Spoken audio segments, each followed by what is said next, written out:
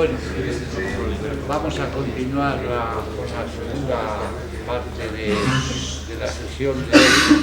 En esta ocasión, como ya conocen, es don Julio Martínez Calzón, quien nos va a hablar sobre la intervención y las modificaciones que imprime la obra pública en el paisaje.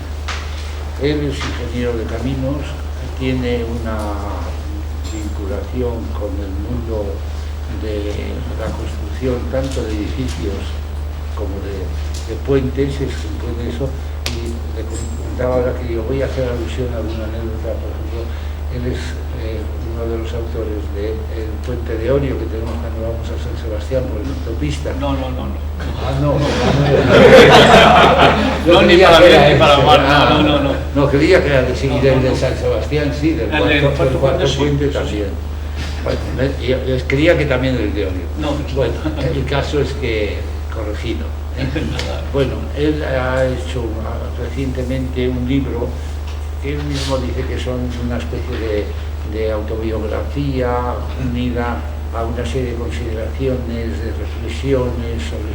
Entonces, aparte de lo que luego lo voy a poner ahí, como el otro lo pueden consultar cuando quieran, y aparte de la parte biográfica de las obras en que él ha intervenido, donde ha colaborado, ahora es el autor único de eso, tiene también una serie de reflexiones finales sobre este tema que ahora va a desarrollar. Él se definió ayer como un técnico científico. Creo que es algo más, porque aquí al final del libro tiene una serie de consideraciones sobre filósofos y sobre escritores que yo creo que superan esa faceta de lo puramente tecnológico, incluso de lo puramente científico, ¿no? Sino que también tiene una vertiente de humanidades. Es lo que le honra. Bueno, pues nada, le dejo. Muchas gracias. En primer lugar, desde luego, pues agradecer a Fotomuseo la posibilidad que tengo de exponerles un poco cómo la ingeniería civil se puede vincular al paisaje y a la naturaleza y cómo podemos hacer que ambas partes salgan, en cierta manera, mejoradas o combinadas en algo muy dialéctico. Para ello voy a intentar... La metodología que voy a seguir es hacer primero una gran exposición de lo que considero que es hoy el paisaje, de cómo la ingeniería civil también está hoy en día en una amplitud de posibilidades enormes, y luego concatenar estos dos grandes universos o estas dos grandes áreas en forma de cómo pueden correlacionarse, convivir y a la vez interactuarse. Voy a ver si lo consigo en este breve plazo y está en continuidad con toda esa exposición que nos acaba de hacer Paco Calvo, y que realmente se ve el dominio de la relación humanística y la cultura con ese gran concepto del paisaje. Para mí también el concepto del paisaje creo que es relativamente reciente.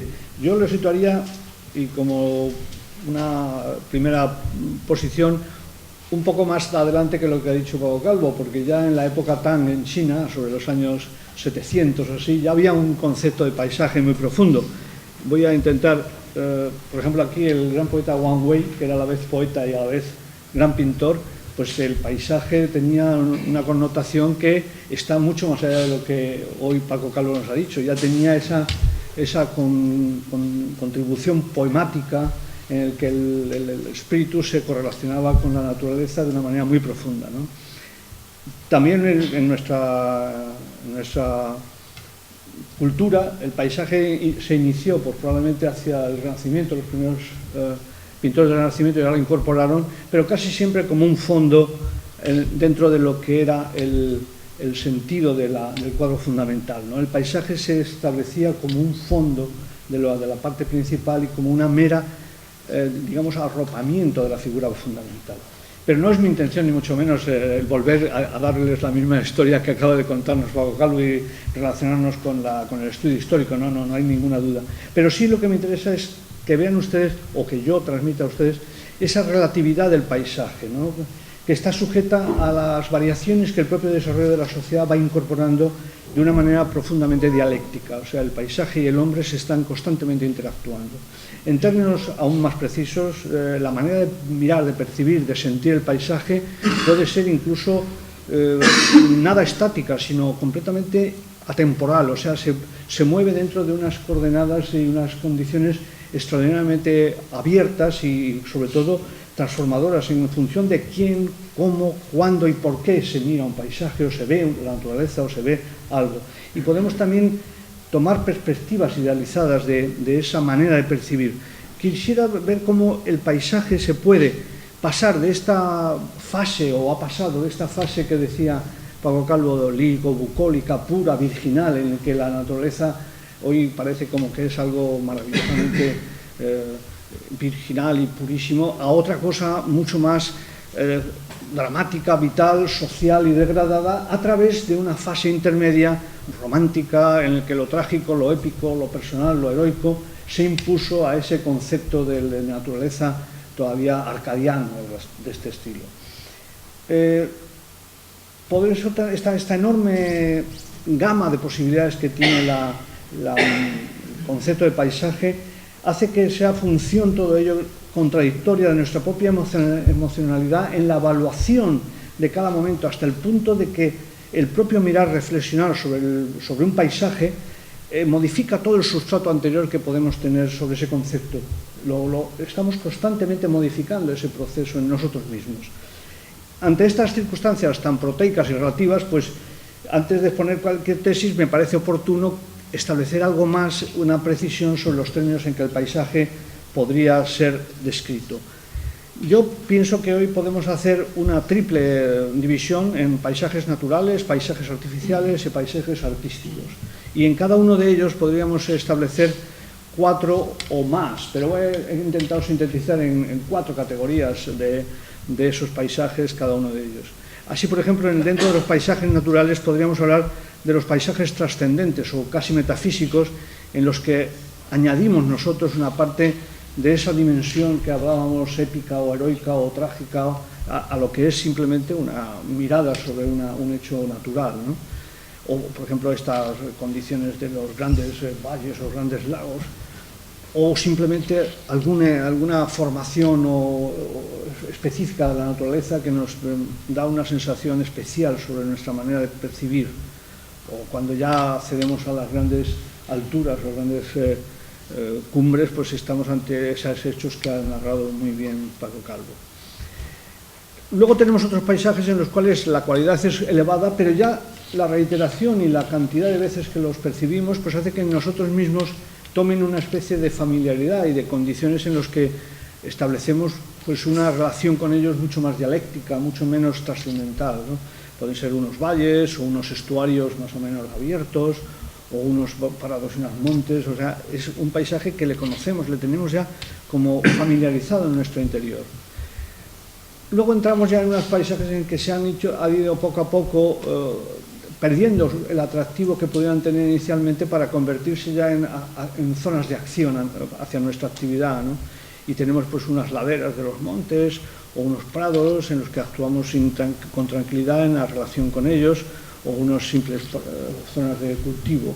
Y finalmente podemos también tener unos paisajes en que ya la degradación, bien porque la propia naturaleza los haya laminado o bien porque nosotros hemos actuado sobre ellos de una forma especial, pues entran en una manera de relacionarnos con ellos muy poco, digamos, activa, sino también casi como objetos para su manipulación, ¿no? Los pedregales, formas tal, sin tener estos humedales que han perdido también su capacidad de emocionarnos, ¿no? En la segunda parte de los paisajes, que son los paisajes que el hombre artificialmente ha producido, también ha habido y hay una posibilidad de discernirlos. Por ejemplo, la colonización histórica, pues a través de asentamientos de carácter muy vitalista de las colonizaciones o de las civilizaciones pasadas, o bien la simple relación del hombre en el paisaje de una manera extraordinariamente vital y sin el más mínimo agresividad entre ambas partes, ¿no? en todas las posibilidades que las diferentes naturalezas o tipologías geográficas han dado. Luego tenemos los aspectos del paisaje urbano, en el que las relaciones del hombre son más profundas ya que las propias de la propia naturaleza, como pueden ser pues, las grandes ciudades, con la potencia que añade esa cristalización humana al paisaje, ¿no? O las extraordinariamente densas urbes en las que en el paisaje realmente se hace un nuevo paisaje artificial, como que podría ser equivalente pues, a un bosque en el sentido de arbóreo, o en el sentido de elementos, o los desfiladeros, o las calles, o los sistemas urbanos, ¿no? O en el peor, a lo mejor de las circunstancias, las urbanizaciones y los sistemas de convivencia artificial que se están generando por todos los lados.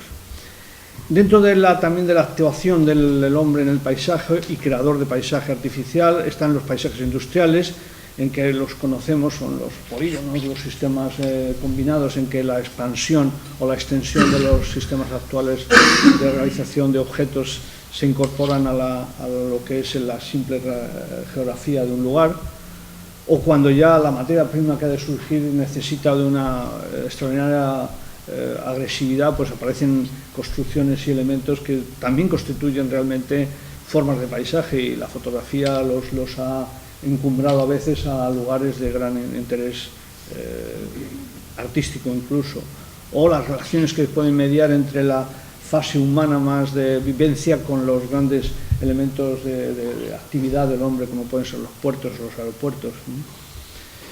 Y finalmente hay unos paisajes artificiales que han sido creados por el propio hombre, que no han sido anteriormente conocidos por el resto de las sociedades humanas. Por ejemplo, pues los paisajes aéreos. Hasta hace bien poco, pongamos un siglo, nadie podía ver esta visión de la Tierra, ¿no? Es una visión completamente de nuestro tiempo, porque se domina la geografía y no digamos nada si nos elevamos un poco más y dominamos el planeta, ¿no? O bien esta mirada del Perito Moreno, del glaciar Perito Moreno, pues esto era impensable haberlo visto hace 100 años, ¿no? Y estaba ahí, estaba existiendo. O esta simple mirada sobre unos campos cultivados, ¿no?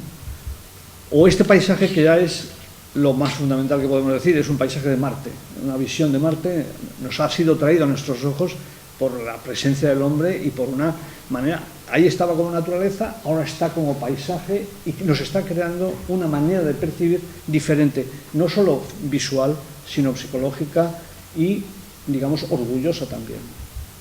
O esta mirada sobre el cosmos del Hubble, del gran telescopio, en el que los pilares en Serpens, en la nebulosa del Águila, pues con dimensiones inmensas de miles de años luz de distancia, nos puede sobrecoger como pueda ser una obra de arte o un sistema. Nos hace mirar el paisaje desde una dimensión que no habíamos ni mucho menos tenido. Y finalmente voy también a crear una mirada sobre el paisaje artístico, que es cómo el hombre interactúa y mira ese paisaje y lo recrea en diferentes formas. Por supuesto la tradicional, pero que a la vez ha sido objeto de muchas formas de exponerse, que son el paisaje pictórico, con esta gran obra de Caspar Friedrich, o unos paisajes que son claramente, digamos, artificiales, generados por la propia imaginación del pintor, o estos que parecen que están a medio camino entre la realidad y la imaginación del que lo hace, o también los paisajes que proceden de la virtualidad electrónica, de nuestras últimas y más precisas maneras de manipular, en el mejor sentido de la palabra, toda nuestra realidad.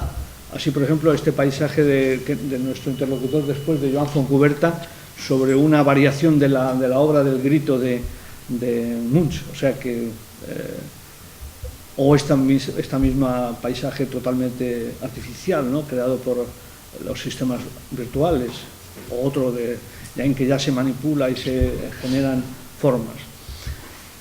O bien la recreación cósmica, o sea, aquello que no vemos, pero que debido al conocimiento podemos imaginarnos cómo es, ¿no? Por ejemplo, esta mirada sobre el Sol, ¿no? La superficie del Sol probablemente ningún humano podrá nunca jamás verla, pero tenemos ya aparatos que nos permiten recrear y concebir cómo sería un paisaje solar en la escala por ejemplo, cientos de millones de kilómetros en una de estas grandes erupciones.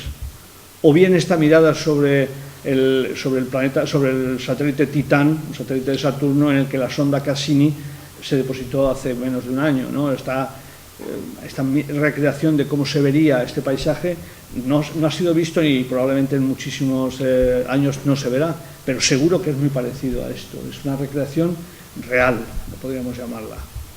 Y más allá de esto, pues tenemos la recreación cósmica en el que el hombre mira el cosmos y de pronto ve un caballo. Realmente no tiene nada que ver con el caballo, pero es una recreación de una cosa que nos es afín. O sea que hay muchísimas formas en que los paisajes se están desarrollando. Y no digamos nada cuando entramos ya en el paisaje de la microscopía, como son este paisaje de células humanas, o este paisaje de nanotubos para una maquinaria de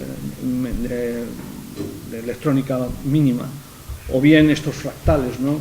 Este paisaje es composición, es arte, para nosotros empieza a haber una imposibilidad de definir con claridad los límites de las cosas. Bien, ante esa línea tenemos ya más o menos expuesta cómo va a ser o cómo es el concepto de paisaje en el momento actual. Vamos a ver ahora la ingeniería civil cómo puede plantearse en esa misma mirada generalizada, ¿no? Podemos decir que la ingeniería civil la podemos distinguir en tres aspectos fundamentales. Uno es el transporte de personas, de productos, de energía. Otra es la producción de energía y materias primas y la colaboración que con ello hacemos. Y otra, finalmente, pues esto lo que es sanidad, ocio, urbanismo, etc. Dentro del transporte tenemos toda una cantidad enorme de posibilidades, las carreteras con sus trazados, terraplenes y desmontes, actuaciones sobre el paisaje, los puentes y los viaductos, los túneles y sus embocaduras, incluso su interior, las áreas y las defensas que van matizando todas las longitudes de las vías. En los puertos tenemos todo lo que son los grandes diques y sus muelles, los tinglados y las playas donde se almacenan los productos, los faros y las balizas que componen parte de los elementos del mobiliario paisajístico. En los aeropuertos pues tenemos también pues, todo lo que son las grandes pistas, los terminales y sus hangares, las torres de control, los elementos que van jalonando todo ese elemento fundamental. Luego aparecen dentro de los transportes pues, los materiales específicos como el agua, que ha sido una parte fundamental de lo que ha sido la historia del hombre, a través de los canales y de los acueductos. Ahora, en esta última fase, estamos transportando los combustibles fósiles y estamos en una tensión suprahumana ya casi por su dominio y por su posibilidad en los oleoductos y los gasoductos, muchas veces enterrados, pero siempre con una gran incidencia en lo que es el medio y el paisaje. Pero también el transporte se relaciona con la energía, en los transportes de líneas eléctricas y de fibra óptica, a través de las grandes torres, de las líneas de conducción de cables, los parques de transformación como grandes bosques, la telefonía y la telegrafía con todo también sus productos, sus postes y ahora todas las antenas y los platos para generar toda esta expansión de las microondas y de la radio y de la televisión, a través de los diferentes satélites, torres, antenas, es decir, una enorme cantidad de elementos. En la producción, no digamos, la actividad de la ingeniería civil pues puede ser como en el caso de la producción de energía mediante sistemas hidráulicos, de presas, saltos centrales, los sifones, las tuberías de presión, las torres de toma, las centrales maremotrices y de oleaje, etc. O bien, una muy conocida que está ahora, sin darnos cuenta, está entrando en nuestras vidas, casi sin darnos cuenta, los parques eólicos aparecen por todas partes, ya son más numerosos que los bosques mismos, o sea que están actuando sobre nuestro entorno de una manera importantísima, aunque sea sin modificación profunda de agresión al medio, sí de agresión o de mirada sobre el medio, ¿no? O también las centrales solares con sus torres, sus placas y espejos, o las centrales de biomasa con todos sus humos y la producción de olores, las centrales térmicas que conllevan edificios, depósitos y grandes emisiones a la atmósfera, o las centrales nucleares con sus posibles calentamientos, torres de refrigeración y humos, o los residuos y el calor. Y no digamos nada ya en la fabricación de elementos como baterías y condensadores, no condensadores, altos hornos, petroquímicas, cementeras, etcétera, todo lo que es la producción de nuestras necesidades, ¿no? Y finalmente, dentro del aparato más directo humano, pues todo lo que es la sanidad y el ocio y el urbanismo, pues también detectamos pues desaladoras, depuradoras y balsas, colectores, emisarios, defensas antialudes, pistas de esquí y de salto, estaciones invernales, los arrastres, las pistas de los bosques, los hipódromos y los autódromos, las urbanizaciones, etc. Estamos en una interacción profundísima sobre el medio natural a través de lo que podemos llamar ingeniería civil. Y todo esto es nada más que un ejemplo de lo que es y de lo que está por venir. Dentro de ahora teniendo ya estas dos áreas un poco situadas, lo que son el paisaje y la ingeniería civil, vamos a ver algunas realizaciones y cómo estas realizaciones nos están dando también otra mirada en sí mismas sobre lo que es el paisaje y su interacción. Esta es, por ejemplo, la presa de Grand Canyon en el Colorado, que ha creado, como muchísimos otros ejemplos, un lago artificial enorme, pero que esta mirada que vemos no sabemos a qué atender con mayor cualificación de nuestra mirada, si al paisaje que está formalizándose a través de ese agua o a la propia presa como un elemento que está ahí constituyendo paisaje y siendo como un elemento casi humanístico, ¿no?, en su profundidad, o bien ese puente que cruza y que todos vemos. ¿Dónde está aquí la intervención? ¿Cuál es la verdadera intervención? La intervención verdadera es la que es así en conjunto, la que nos lleva a nuestros ojos la potencia combinada de esa naturaleza que estaba allí tranquilamente para que no fuera nada más que pasante sin ser observada, y de pronto esta combinación con el hecho humano, ¿no? O bien esta mirada en que el canal que permite el regadío de estos prados se hace belleza en sí, porque yo creo que esto puede tener la misma cuestionabilidad que un óleo o que un paisaje de nuestro momento actual. O no digamos esta en la que no hay casi las torres y las redes de alta tensión se combinan con el canal y con los alrededores, ¿no? O esta desaladora en Kuwait, ¿no?, en que ya las aguas que han sido depuradas y quitadas su salinidad llegan hasta el mar formando esta especie como de hecho casi pictórico o casi artístico, ¿no? O una simple urbanización en medio del desierto que va a crear pues una extraordinaria, digamos, cosa extrañísima dentro de lo que es ese paisaje anodino o más o menos homogéneo, ¿no? También un paisaje como un enorme valle como este, pues el valle es evidente que es trascendente a nuestra mirada, pero estas curvas, estas líneas que lo geometrizan y que lo añaden, pueden ser miradas de una forma positiva o pueden ser miradas incluso como una manera de interrelacionarse. Probablemente el paisaje en su pureza sería más bello o más atractivo, pero esta relación del hombre a través de esa cinta le da al paisaje una dimensión mucho más, digamos, próxima a nuestra manera de percibir. Yo creo que hay posibilidades de que esa percepción se eleve un poco hacia niveles en que el orgullo personal de ser especie sobre la naturaleza, sin deteriorarla y sin destruirla, nos mantenga en equilibrio. En este caso la carretera desgraciadamente no tiene esa misma forma de situarse, es mucho más agresiva ese paisaje, aunque el paisaje en sí es tan fuerte que la deja completamente secundaria, ¿no? Esto es lo que decía, que esta manera de percibir probablemente estemos en el límite de qué es la belleza o qué es la sensación, qué es más bello, ese campo sin los molinos, sin las centrales eólicas en las que están marcando, o esa relación intensa que aparece entre lo que el hombre hace y que sabemos que no es gratuito, sino que hay una energía que nos permite luego tener un confort, un dominio que puede ser negativo, pero que también puede ser muy positivo. O sea, es una especie como de dialéctica en la que tenemos que entrar y profundizar. O esta central solar en la que la torre el sol está a través de esos espejos inyectando el calor a una central para que caliente y nos transmita esa energía a nuestros hogares. Pero es que la propia naturaleza también construye. Lo que pasa es que construye con sus métodos, ¿no? Pero cosas que se parecen mucho a lo que el hombre ha hecho. Por ejemplo, El arco y el anfiteatro naturales del Arches National Park, pues es una cosa que podría haber sido hecha por el hombre. Este anfiteatro para hacer obras de teatro, o ese puente o ese arco para cruzar está ahí antes que nosotros. O este Rainbow Bridge en Utah, ¿no? Es un puente claramente anterior al hombre. O esta gran bóveda en un glaciar del Mar de Ross.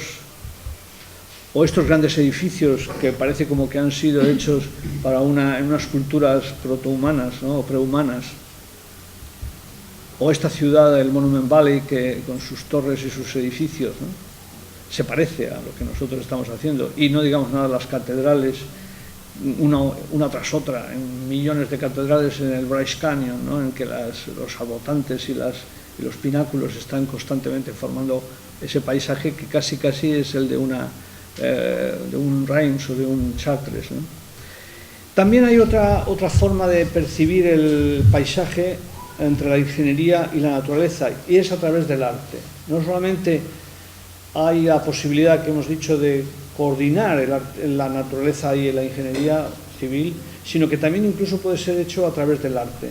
Por ejemplo, en esta Curtin Valley de Christo Rabashev, como utilizando los recursos de la técnica, de la ingeniería, mediante un blondín y un cable y una tela de un gran color, ha hecho una presa o una pieza que es claramente una presa del aire, del viento, ¿no? Para crear en la propia naturaleza, más o menos vulgar, una mirada completamente inesperada. O este eje de las estrellas de Ross, en el que alinea y forma para mirar una constelación en un momento dado y transforma una naturaleza, vamos a decir, obtusa o muy pobre en algo muy trágico y casi wagneriano. O el Running Fence de Cristo, en que el paisaje más o menos anodino de pronto se articula y se espacializa y se hace vibrar a través de esa línea efímera de unas cortinas sobrepuestas. O el Lightning Field de Walter de María, en el que una serie de postes implicados en una zona desértica y secundaria hacen que en cuanto aparece la más mínima tormenta haya unas descargas de miles de rayos en 2 horas para un espectáculo casi de fuegos artificiales a escala cósmica, ¿no?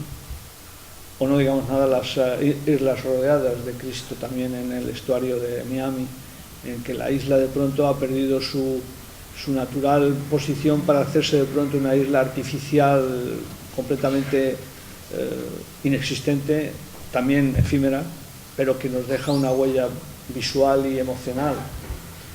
O el Spiral Jetty, que podría ser un dique, pero un dique sin uso, sin el más mínimo uso, un dique que se cierra sobre sí mismo, podría ser una especie de puerto de pequeñas posibilidades de variación de la seguridad a lo largo del puerto, pero no, tiene algo que entra dentro de lo que es el hecho artístico. O esta anfiescultura de Beverly Piper, en el que la relación con el paisaje y la geometría pues nos introduce una dimensión de dialéctica que tenemos que resolver en cada uno de nosotros por nuestra propia forma de ver. O la costa austral empaquetada de Cristo, en que una simple costa, que todos más o menos podríamos decir natural, de pronto se transforma y se crea una nueva manera de ser en nuestra mirada y en nuestra percepción de las cosas. Bien, evidentemente hasta aquí he pretendido esquematizar cómo se puede empezar a correlacionar. Si tuviera que correlacionar toda la obra de la ingeniería civil sería tan amplio que no podríamos en el tiempo que tengo alcanzar una suficiente precisión para saber cómo actuar y cómo comportarnos.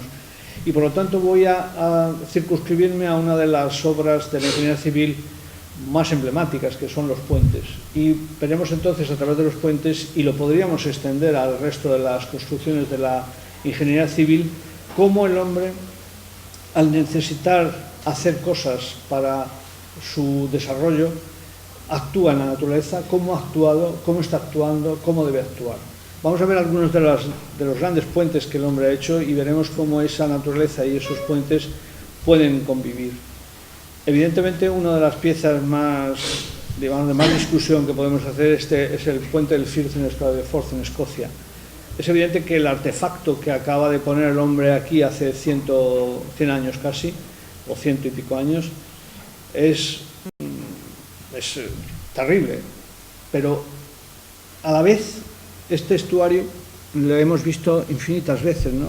Y el llegar y ver esto en la realidad, cada uno de nosotros puede pensar que aquello debería quitarse o aquello de pronto hace que ese estuario sea el estuario del Forth y no un estuario cualquiera, ¿no? ¿Cuál es la relación de profundidad que este puente, con toda su fealdad, si le miramos desde una perspectiva artística, tiene, y con toda su grandiosidad desde la perspectiva ingenieril de esa época en que se hace, tiene? ¿Cómo se articula todo esto para que nosotros podamos entender cuáles son nuestros límites de actuación en la naturaleza? Nadie dudaría hoy, yo creo, en decir que el Golden Gate es mucho más potente, mucho más activo como símbolo, como signo, como emblema de la bahía de San Francisco, y que quitar ese puente significaría volver a la vulgaridad más asombrosa de aquel, porque ese estuario no tendría ningún valor sin ese puente. Y ese puente y ese estuario son trascendentales. Uno suelto y el otro suelto no lo son para mí, siempre desde las perspectivas personales. Este nuevo puente que se va a comenzar a construir en Oakland, también en San Francisco, pues ya tiene en cambio un amaneramiento que ya no es, ya esto se podría claramente prescindir de ello. Ya creo que hay algo que ya no es el hecho profundo del Golden Gate. Este puente ya intenta amaneradamente dominar el paisaje en el que se sitúa. No ha conseguido esa dignidad y esa relación trascendental que para mí, estoy hablando siempre, a lo mejor a ustedes les gusta más este que el otro, pero yo creo que este puente ya se ve que intenta sobreponerse al paisaje.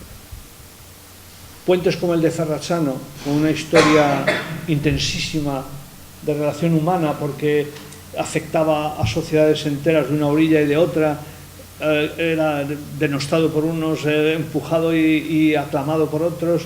Es una historia épica. Si han leído el libro de Tal Ashe sobre la construcción de este puente, es una de las, digamos, de las epopeyas de nuestro tiempo más sensacionales, como la lucha de los equipos de cables de la izquierda con los de la derecha, los desmontajes de las péndolas, el montaje de los segmentos. Es una de las grandes obras de nuestra ingeniería, y el reflejo que ahora tiene sobre el uso y sobre la connotación de la ciudad de Nueva York, pues es simbólico casi. El puente de Acasicaico, que es hoy en día récord del mundo de puentes colgantes con un vano central de casi 2 kilómetros, pues es algo que puede ser que este brazo de mar pues haya quedado, digamos, transformado, pero yo no creo que haya una pérdida enorme en cualificación del brazo, y sí lo que hay es un gesto de un atractivo inmenso, y sobre todo las perspectivas son muchísimo más variadas. Al ir recorriendo el brazo de mar encontraremos que cada perspectiva es una diferente, mientras que antes era prácticamente única. No había casi la densidad o la dimensión del brazo, no podrían haber sido articuladas mejor que por este puente. Otra vez esta, en cambio, ya se sobrepone, ya es una necesidad de transportar muchas personas de unas islas a otras. Entonces ya este tren de puentes realmente provoca una sensación de sobreactuación sobre el paisaje, que no hay manera ya de... hay que tener un permiso para hacer esto de la sociedad humana. En el anterior yo creo que la sociedad humana no requiere ese permiso, porque la relación de equilibrio era muy grande, pero aquí ya se ve que alguien se ha pasado, ¿no?, al hacer esta solución. El puente de Salgina-Atogo, el de Mayar, pues claro, ya es como un icono, ¿no? Tiene la misma cosa que puede tener una escultura, es un trascendente ya en nuestra simbología. Tiene algo, esta ladera es muy diferente si le quitamos este puente. Y ese puente sin la ladera pues es también muy vulgar. Hay una relación dialéctica de enorme profundidad. También este puente de Ganter de Men, de Christoph Menem en los valles suizos, no es un puente bello, es un puente un poco incluso, vamos a llamarle elefantiásico, pero en esa violencia del espacio y de la dimensión, este puente tiene algo de articulador también, de manera de concebir el paisaje como algo que se puede atravesar, ¿no? Que es también otro de los aspectos importantes. El viaducto de Lübeck, que es un viaducto de media ladera, bueno, es evidente que si le quitamos el viaducto el valle será maravilloso, pero esa geometría que incorpora yo no creo que sea dañina, le ofrece una posibilidad de dialogar entre, no solamente desde aquí, desde esta mirada que vemos aquí, sino desde el que lo recorre. El dominio que tendrá sobre ese paisaje será tan trascendental que a lo mejor vale la pena el hacer estas obras solamente para cruzar esos paisajes y sensibilizarnos de una forma diferente. Estos entran en esa frontera de cuál es el verdadero valor de una obra de ingeniería dentro de un paisaje.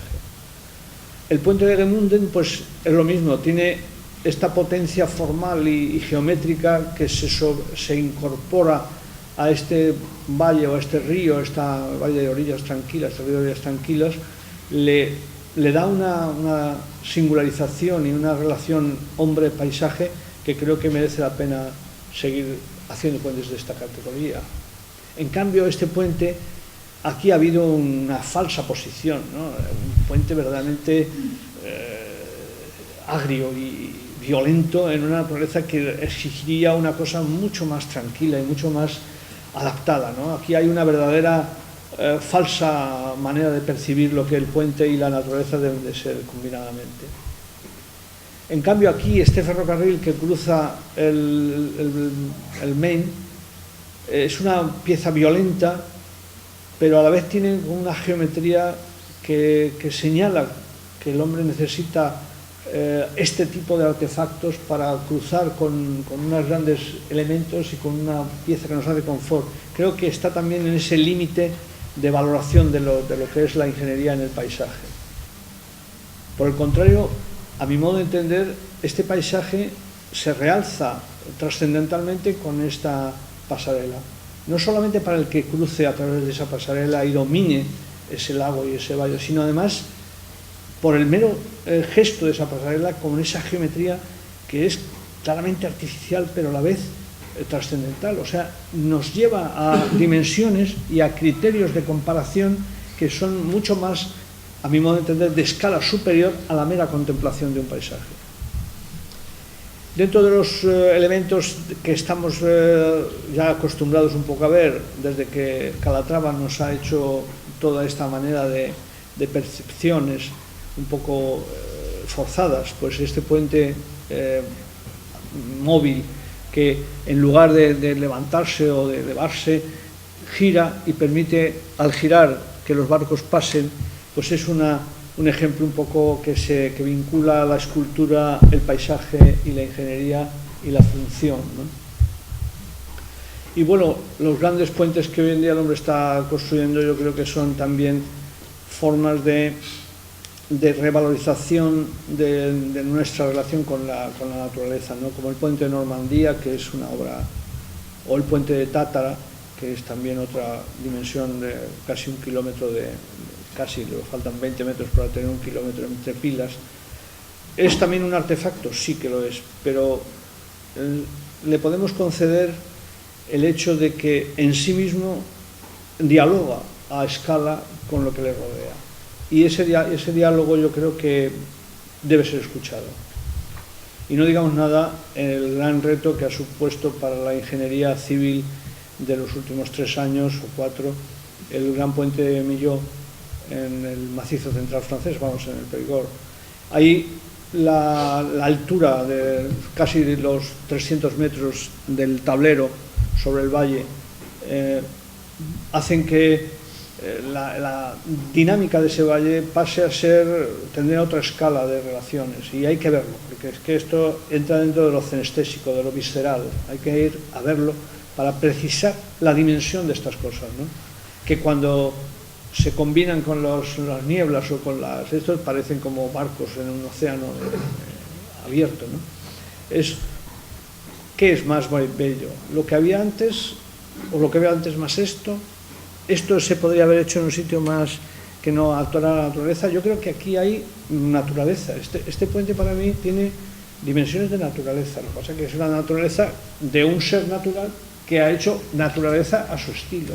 No es el árbol que ha hecho naturaleza desde una semilla que le fue coordinadamente incorporado una especie de programa. Este programa que el hombre ha hecho merece la pena hacer estas cosas de la naturaleza, son de la naturaleza. Bueno, y ahora vienen puentes que yo he tenido que hacer, al cual me he tenido que enfrentar. No tienen, por supuesto, la escala de lo que ustedes han visto, es una escala mucho más modesta, pero también han tenido que ver con ello, ¿eh? Está en una línea de relación que se parece a ello.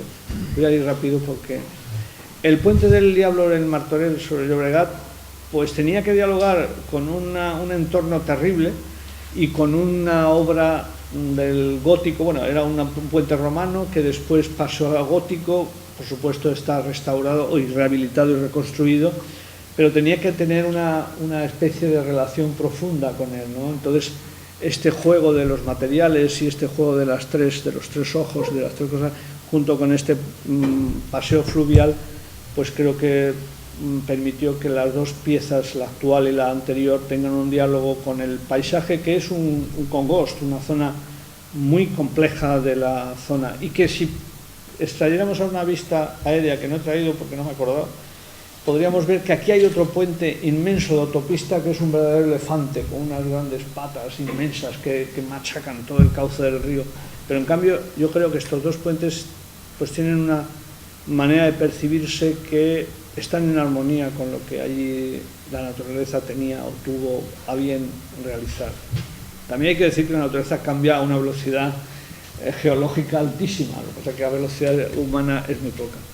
El puente de Tortosa sobre el Ebro, pues yo pienso, para mí, claro que el Ebro es un río excepcionalmente bello en algunas de sus áreas, en algunas de sus zonas, ¿no? Esta no es de las más bellas, pero es una zona de una gran melancolía y tranquilidad, sobre todo en las mañanas con las brumas. La posibilidad o el poder hacer este puente y poder crear algo que se vinculara de una forma plena con este río, pues es, como digo, uno de los puntos fuertes de mi vida, ¿no? Lo que pasa es que puedo acertar o no acertar, pero esto ha sido probablemente una de las cosas en las que más derroche de sensibilidad personal he tenido que realizar para crear algo que tuviera esa dialéctica con la naturaleza y que a su vez no se dejara simplemente dominar por ella, sino que tuviera un carácter dual. El puente sobre el Turia, pues en Valencia, pues en cambio es mucho más tranquilo, pasa e intenta pues pasar muy plano, no ha tenido demasiada incidencia, pero visto desde el propio valle yo creo que también está bien correlacionado. Aquí en el cruce de la Corta del Guadalquivir en Sevilla, la idea ha sido todo lo contrario, es decir, vamos a hacer un puente griego. Como si viniera un griego y dijera, hombre, lo que hacíamos hace 2000 años sigue siendo válido y ahora además se utiliza ya no es la columnata simple para un templo o para un recinto, ¿no? Sino que tiene una utilidad adicional y se incorpora a la dialéctica de la naturaleza, del río, del campo. Este puente tiene casi 2 kilómetros de longitud, no aquí, este es un tramo de nada más que de unos 400 metros, pero en total son más de 2 kilómetros y pasa por encima de campos, de ríos, de ciudades, y esa columnata articuladora produce este tipo de relaciones un poco, digamos, de carácter artístico impuesto al paisaje, un poco a la medida o la mirada de lo que hemos visto anteriormente. Por el contrario, este puente que tiene que salvar los brazos del embalse de Contreras, pues tenía que ser de unas dimensiones importantes Y creo que el puente, habiendo destrozado mucho las laderas, aunque eso será cuestión de muy poco plazo, del orden de 3 o 4 años, en que vuelvan a rebrotar las mismas especies autóctonas en las formas en que se tenía antes de ello.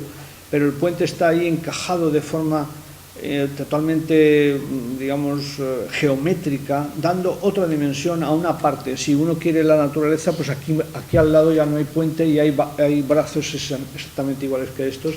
Yo creo que este brazo ha entrado en diálogo con algo que le singulariza en forma relativamente aceptable. O este puente sobre la ciudad de Sevilla, vamos, en la zona de la dársena de Sevilla, en que, para dejar paso a los grandes mástiles de los veleros que llegan al puerto de Sevilla, pues tiene que subir a una cota de casi 50 metros sobre la cota del río, y tiene que tener, pues claro, esos dos gusanos de acceso enormes, en el que el juego de dimensiones y de proporciones pues se impone casi sobre pero todavía la relación de estas pilas y de los sistemas con el puente creo que son de carácter un poco urbanístico, en el sentido de que con el color y con la forma se apela a construcciones de la propia ciudad de Sevilla. Ahí podemos ver cómo estas piezas no están muy bien en la foto, pero nos llevan a un paisaje nuevo en el que la geometría domina sobre esa irregularidad que decía Paco Calvo, ¿no? Sobre esa consistencia fractal o caótica. O este puente en una de las grandes rías de Santa Lucía, en Montevideo, en que el puente nuevo se abre y se permeabiliza para que la mirada apenas se vea constreñida, y en cambio el puente antiguo, que el pueblo de Uruguay le tiene mucho cariño, pero que es un adefesio total y absoluto, vamos, es una cosa que habría que demoler, pero están encantados porque simboliza una parte de su historia, ¿no? Pero que es un tremendo incongruencia, ¿no? O sea que hay de todo. Esto hubiera sido un puente sobre el Canal de Panamá, el segundo puente, pero cambiaron los gobiernos políticos, entonces no se pudo llevar a hacer. Tenía dos posibilidades, que era esta o esta, para crear una pieza que, a la vez que solventara el paso del canal, se conectara con el primer puente, un puente americano también de celosía, que se hizo a principios del siglo.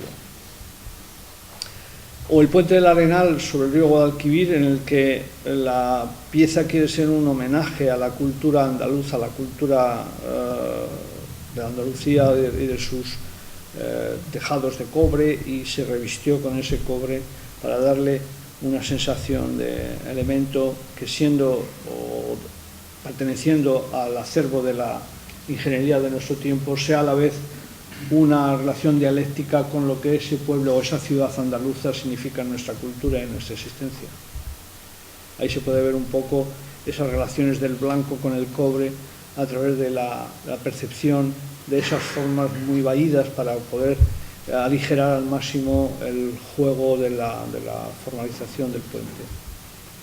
O el cuarto puente sobre Urumea, que la idea fundamental era que fuera un puente del siglo XX que coadyuvara a que se mantuviera en la ciudad la sensación de armonía y de tranquilidad, y ningún tipo de gesto profundo. Los gestos ya se han dado con el puente los tres anteriores puentes, con sus pilonos y con sus formas, y ahora lo que yo pretendía era hacer una cosa que no tuviera la más mínima gesticulación, y sin embargo saltando de un vano a otro sin el más mínimo apoyo, que diera el sentido del hacer del hombre de hoy, ¿no? Que no tuviera que meter en el agua una serie de elementos para poder pasar, sino que el hombre de hoy le permite al río dejarle como está y saltar tranquilamente sobre sus lechos. Ahí podemos verle también.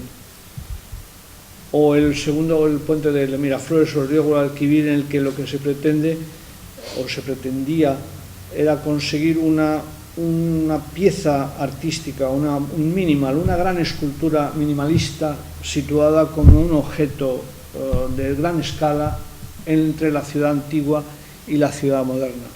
Es decir, mediante esa pila que es como una especie de uso o de quilla o de barco y un elemento de una gran barra prismática, crear un objeto minimalista, como digo, de dos piezas que sirven a una función y a la vez actúan como un elemento artístico. En su mirada pues, general sobre la ciudad también está intercalado en ese color del corten. El puente levadizo de la dársena del puerto, pues claro, ya aquí el paisaje ya está configurado, ya esta dársena está prácticamente completada y de pronto hay que cruzar de un lado al otro para conseguir no llevar el tráfico por toda la ciudad y crear una actuación negativa. El tráfico actualmente estaba deteriorando todo el arco de la dársena, ahora ya al pasar por aquí pues elimina toda esa acción degradante. Entonces ese puente pues es un puente que es un puente grúa o es un puente que conecta formal y visual y artísticamente con las grandes grúas y se relaciona con ellas, ¿no?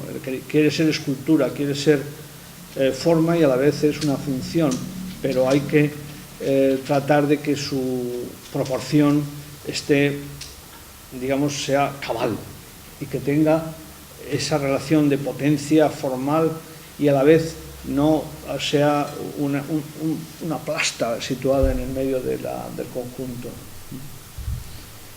O el paso superior de Juan Bravo en la Castellana, en que una ciudad se va a cruzar por un puente o por un viaducto o por un paso superior, pues que ese paso tenga una reminiscencia de tipo histórico mediante columnas de fustes y capiteles y dinteles que hagan que esa violencia de la relación necesaria de pasar por encima lleguen a tener vamos a llamarle una relación con el pasado histórico, una percepción que alivie un poco la dimensión de la pieza, ¿no? En cambio, en el caso del Puente de las Américas era todo lo contrario. Esta zona de la ciudad, de la parte exterior de la ciudad, estaba hiperdegradada por una serie de construcciones de tipo fabril y semifabril, y lo que se quiere es que ese barrio tome una dimensión nueva y una dimensión mucho más, más digna. Entonces querían hacer un puente como un emblema que fuera una puerta de entrada a la ciudad y bueno, pues aprovechando que el puente tiene una gran curvatura en planta, pues establecí esta línea arquitectónica en que la dialéctica de ese objeto símbolo de recepción arquitectónico pues se vincula intensamente con ese juego de la curvatura en el espacio de una pieza que es uno de los símbolos del siglo XX, ¿no? La pieza curva, la pieza balcón en el espacio geométrico. En cambio, en el caso del puente de Cerdeña en Barcelona es todo lo contrario. Había un paso del ferrocarril, un túnel verdaderamente agrio, una pieza geométricamente terrible, y se articularon unos parques, en el que aquí el Parque de Cerdeña está también con una escultura de Beverly Piper, aquí está el archivo de la Corona de Aragón, perdón, de Cataluña, del archivo catalán, y entonces este cruce de las calles Alibey y Almogàvers quisimos hacer una pieza que, recordando a los cruces del ensamble de Barcelona, es decir, los cruces que Cerdá diseñó octogonalmente con chaflanes, fuera una cosa en esa línea, pero recordando a la plaza del Campidoglio romano, ¿no? Con ese abombamiento. La desgracia es que los coches aparcan en medio de la plaza, pero si no, veríamos aquí un juego de geometría muy semejante al juego romano que se hizo con Marco Aurelio. Aquí es uno de los puntos probablemente más conflictivos de todo lo que yo haya hecho, y era dentro del eje transversal Vic-Girona, en el Montseny, había que actuar cruzando una de las zonas más virginales de la geografía catalana, y pues tuvieron que hacer, pues no sé, pues, vamos a poner 30 puentes, y a mí me tocó hacer 3 de ellos, y con unos elementos muy baratos y con una solución muy rápida y con unas condiciones muy extremadas. Entonces lo que se planteaba era hacer, por un lado, una cinta con el número de patas suficientes como para que el coste y la realización de esa pieza pudiera tener ese precio necesario, y por otro, que cuando la reforestación de las pequeñas zonas degradadas para hacer las pilas, la pieza emergiera allí de una manera realmente muy simplista, pero a la vez el intentar que tuviera como una especie de logia de renacentista, ¿no? Con estas portadas y estos medallones a la forma en que pues, el Renacimiento italiano, de la mano de los hermanos, ¿cómo? Hermanos de la Robbia, ¿no? Luca de la Robbia, Andrea de la Robbia, hacían con sus grandes medallones de cerámica impostados en los tímpanos de sus arquerías, pues manejaban esa manera de percepción de la arquitectura y el arte, ¿no? Y luego en la famosa torre de Collserola, pues dentro de ya no de los puentes, sino de las piezas así especiales, como ese elemento se sitúa como un hito para la funcionalidad de estos mastodontes de los platos y de los discos de las conexiones de radiotelefonía, dentro de lo que es el paisaje total de una ciudad, ¿no? Como algo que aparece como un símbolo y que se va poco a poco incardinando como un punto de referencia de los sistemas de la ciudad. Bien, ahora de toda esta concepción global que he dicho, nuestra situación ante la obra de ingeniería en la naturaleza es que es total y absolutamente imposible eliminarlas o eliminar nuestras actividades, porque es imposible, y tampoco podemos interrumpir el acceso de las sociedades emergentes al confort que tenemos la civilización occidental. O sea, eso está claramente por encima de lo que la belleza, el arte, la sensibilidad al arte. Entonces el dilema fundamental para que estas cosas es hacer, no hacer, o intervenir, no intervenir. Y para eso yo creo que el concepto de sostenibilidad es el que puede y debe responder y obtener la solución del problema, del dilema. ¿Qué es la sostenibilidad? La sostenibilidad es hacer sin deteriorar lo existente, consumir energía para mantener el equilibrio entre producción y restitución al medio natural, es moderar el uso sin derroches o despilfarros, porque lo asumamos por asunción nuestra o porque se eleve el coste del bien utilizado. Pero también, y es un punto de importancia en la relación con el tema de hoy, mantener la cualidad de belleza de lo natural, incorporando valores de máxima sensibilidad, de reducción de impacto de lo nuevo y de lo ya existente, que puede incluso trascender y alcanzar significaciones propias. Entonces, como tesis personal mía, y que no es solamente mía, ¿no? Es de muchos pensadores, es completamente válido para mí intervenir en la naturaleza, excepto en zonas preservadas que por su gran valor natural, histórico o vital determinadas por la sociedad deban ser preservadas. Las intervenciones deben ser sostenibles en cómputos tanto energéticos como medioambientales, como estéticos y de sensibilidad. La intervención de la obra pública en el paisaje, cuando se hace con esas condicionantes y de manera cualificada, incorpora un plus de excelencia en armonía y negentropía con el ámbito natural. Negentropía en el sentido de eliminación o de reducción de la dirección hacia el caos, en el sentido de la ordenación que también señalaba Paco Calvo. Y yo soy completamente opuesto al total y absolutamente para mí erróneo concepto de pasividad, es decir, de dejar las cosas como están. No, la naturaleza no va a estar como está, los agentes, los efectos sísmicos, los incendios naturales, las riadas, las grandes catástrofes naturales van a modificar el planeta, y no digamos dentro de 30 o 40 millones de años el planeta será lo que tenga que ser, no podremos hacer nada para impedirlo. Por lo tanto, la pasividad es una cuestión absolutamente para mí errónea y debemos de actuar con gran cualidad, con gran conciencia y con gran sensibilidad. Pues esto es todo. Muchas gracias.